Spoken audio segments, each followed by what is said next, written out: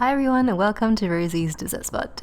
Today I'll be demonstrating how to create this really fun and Mother's Day worthy basket weave cake.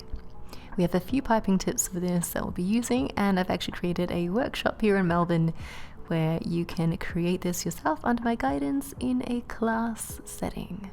I'll leave those details for you in the description box below or linked in our bio.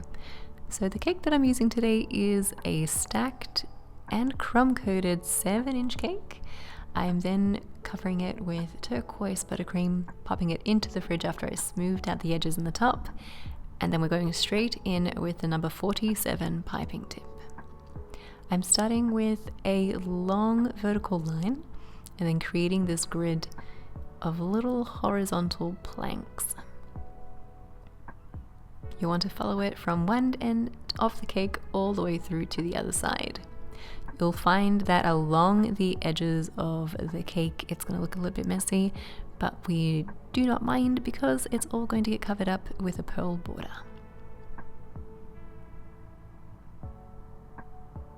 Next in goes the florals, so we're going to be creating basic rosettes using the 1M piping tip and then smaller rosettes using the 32 piping tip.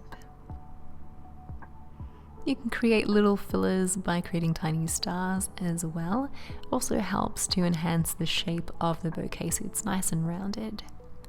Along the edge I'm creating a pearl border using a number 10 piping tip and some white buttercream. Bring that floral bouquet to life by adding in some green leaves and seal off the bottom with a shell border using the 32 piping tip. In the middle, I'm going to create some very easy blossoms just using some teardrops all connected in the middle by their tip, and then filling in the middle with a little something to bring it to life.